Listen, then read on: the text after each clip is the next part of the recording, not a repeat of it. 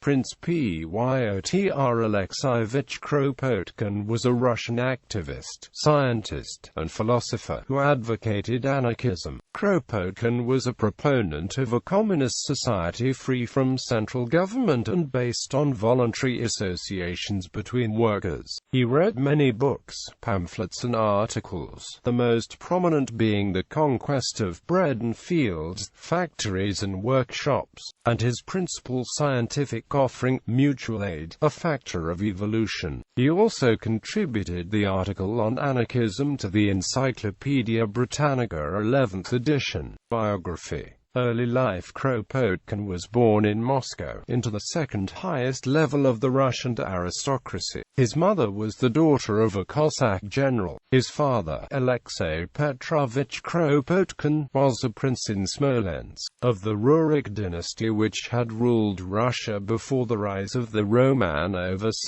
Kropotkin's father owned large tracts of land and nearly 1,200 male serfs in 3 provinces. Nadar. The influence of Republican teachings. Kropotkin dropped his princely title at age 12, and even rebuked his friends when they so referred to him. In 1857, at age 14, Kropotkin enrolled in the Corps of Pages at St. Petersburg. Only 150 boys, mostly children of nobility belonging to the court, were educated in this privileged corps, which combined the character of a military school endowed with special rights and of a court institution attached to the imperial household. Kropotkin's memoirs detail the hazing and other abusive pages for which the corps had become notorious. In Moscow, Kropotkin developed an interest in the condition of the peasantry, and this interest grew as he grew older. Although his work as a page for Tsar Alexander II made Kropotkin skeptical about the Tsar's liberal reputation, Kropotkin was greatly pleased by the Tsar's decision to emancipate the serfs in 1861.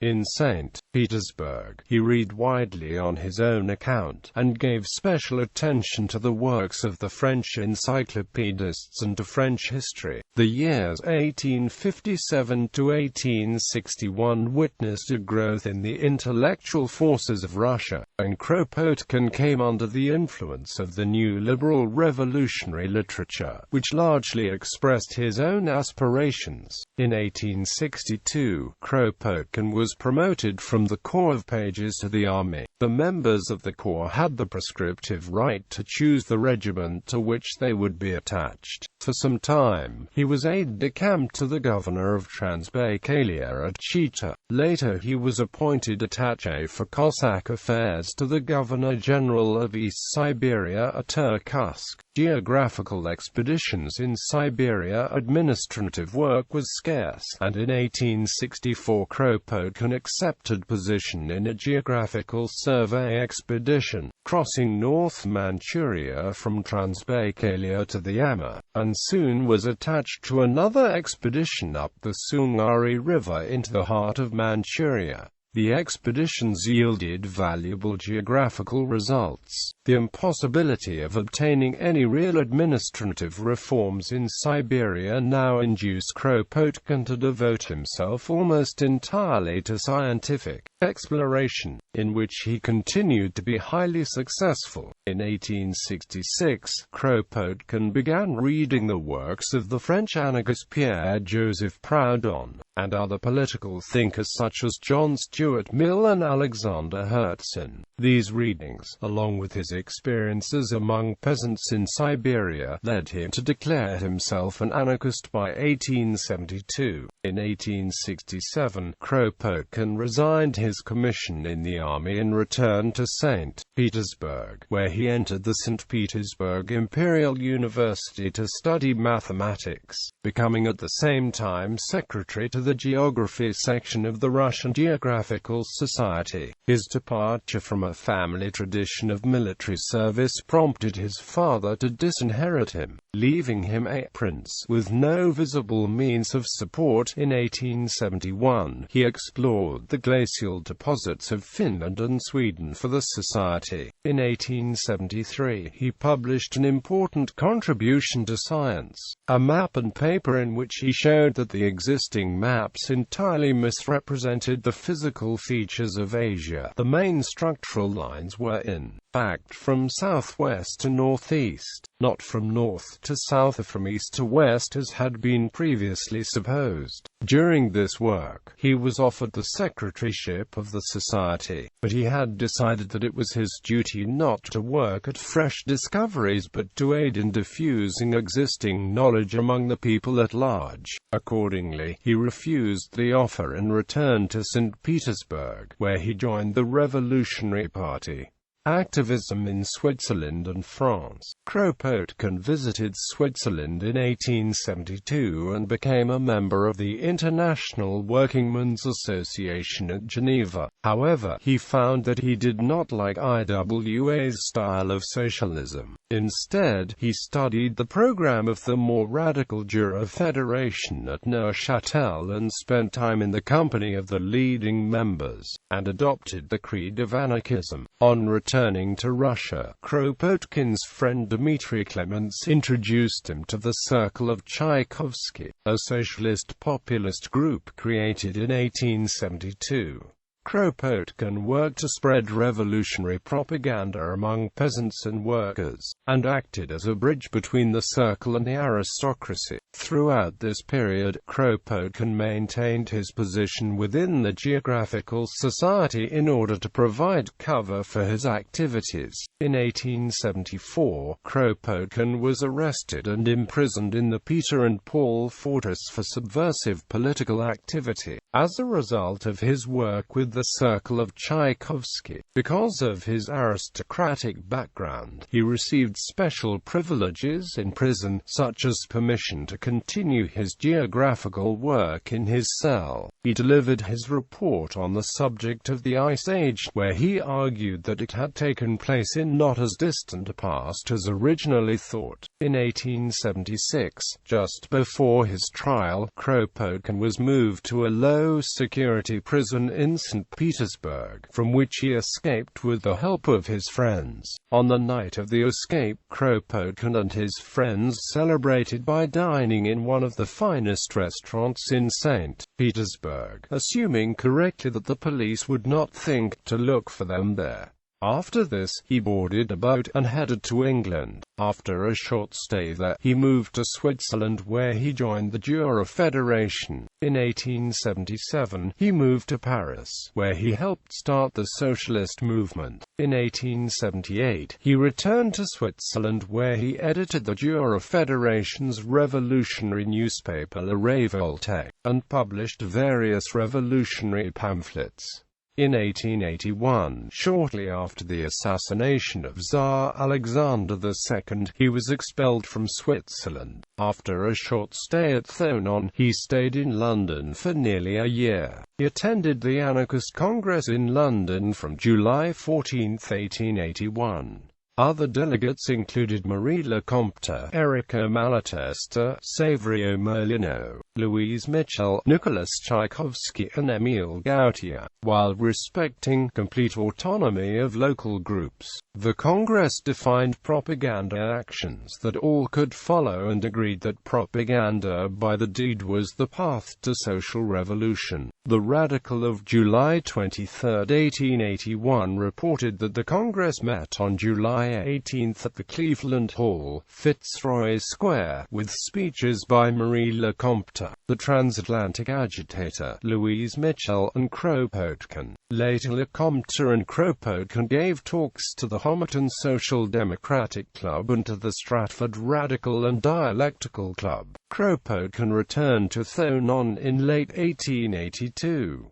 Soon he was arrested by the French government, tried at Lyon, and sentenced by a police court magistrate to 5 years imprisonment, on the ground that he had belonged to the IWA. The French chamber repeatedly agitated on his behalf, and he was released in 1886. He was invited to Britain by Charlotte Wilson, with whom he co-founded the Freedom Press, an anarchist newspaper which continues to this day. Kropotkin was a regular contributor. He settled near London, living at various times in Harrow, where his daughter Alexandra was born, Ealing and Bromley. He also lived for a number of years in Brighton. While living in London, Kropotkin became friends with a number of prominent English-speaking socialists, including William Morris and George Bernard Shaw. Returned to Russia in 1917. After the February Revolution, Kropotkin returned to Russia again after years of exile. His arrival was greeted by cheering crowds of tens of thousands of people. He was offered the Ministry of Education in the Provisional Government, which he promptly refused, feeling that working with them would be a violation of his anarchist principles. His enthusiasm for the changes happening in the Russian Empire turned to disappointment when the Bolsheviks seized power in the October Revolution. "This buries the revolution," he said. He thought that the Bolsheviks had shown how the revolution was not to be made by authoritarian rather than libertarian methods. He had spoken out against authoritarian socialism in his writings, making the prediction that any state founded on these principles would most likely see its own breakup and the restoration of capitalism. Death. Kropotkin died of pneumonia on February 8, 1921, in the city of Dimitrov, and was buried at the Novodevichy Cemetery. Thousands of people marched in his funeral procession, including, with Vladimir Lenin's approval, anarchists carrying banners with anti-Bolshevik slogans. It was to become the last public demonstration of anarchists, which saw engaged speeches by Emma Goldman and Aaron Baron. In 1957, the Vorontsov station of the Moscow metro was renamed Kropotkinskaya in his honor. Philosophy. Critique of capitalism. Kropotkin pointed out what he considered to be the fallacies of the economic systems of feudalism and capitalism. He believed they create poverty and artificial scarcity while promoting privilege. Instead, he proposed a more decentralized economic system based on mutual aid, mutual support, and voluntary cooperation, asserting that the tendencies for this kind of organization already exist both in evolution and in human society.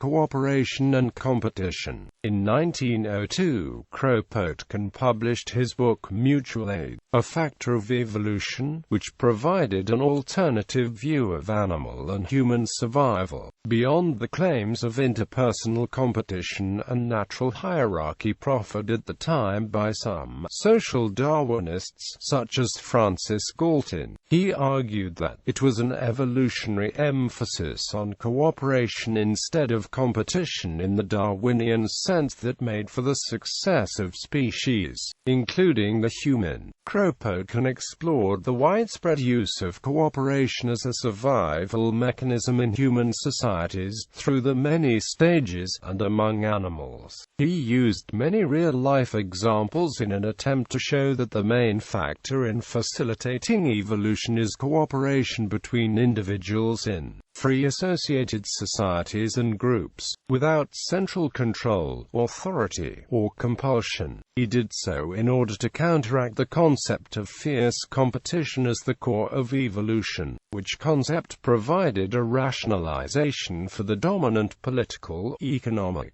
and social theories of the time and for the prevalent interpretations of Darwinism. In the last chapter, he wrote, "In the animal world we have seen that the vast majority of species live in societies, and that they find in association the best arms for the struggle for life. understood, of course, in its wide Darwinian sense, not as a struggle for the sheer means of existence, but as a struggle against all natural conditions unfavorable to the species. The animal species in which individual struggle has been reduced to its narrowest limits and the practice of mutual aid has attained the greatest development are invariably the most numerous, the most prosperous, and the most open to further progress. The mutual protection which is obtained in this case, the possibility of attaining old age and of accumulating experience, the higher intellectual development, and the further growth of sociable habits, secure the maintenance of the species,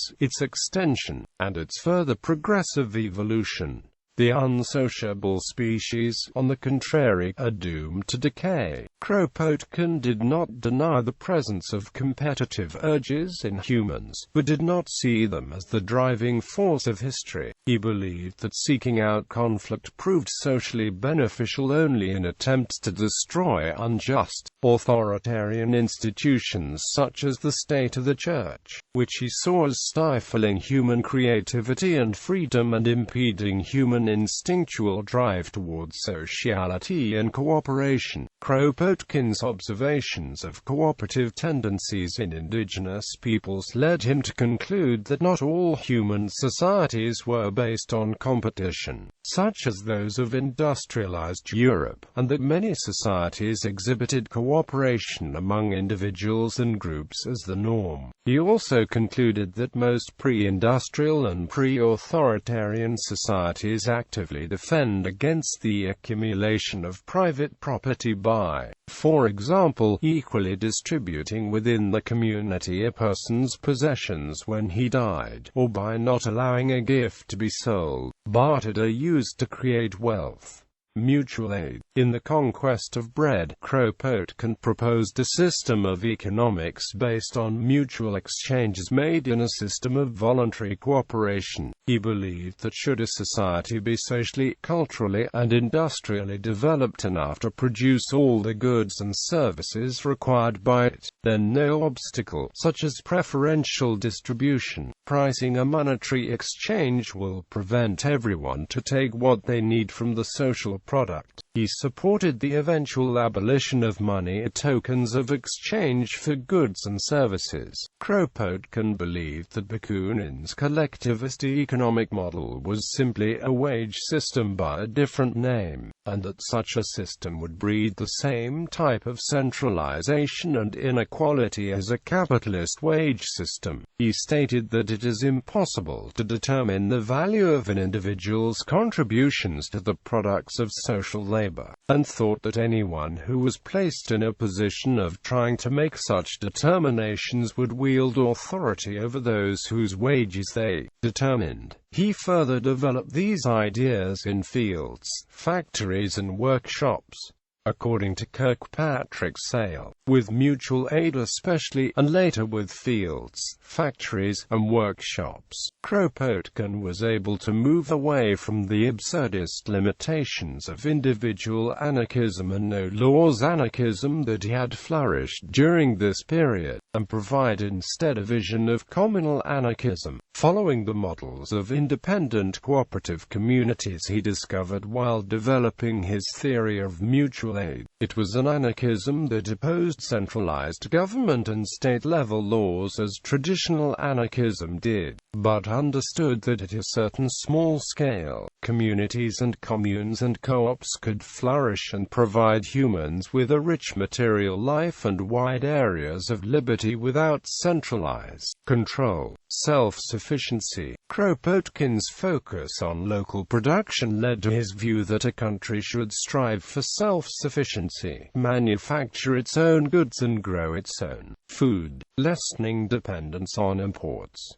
To these ends he advocated irrigation and greenhouses to boost local food production ability. Works.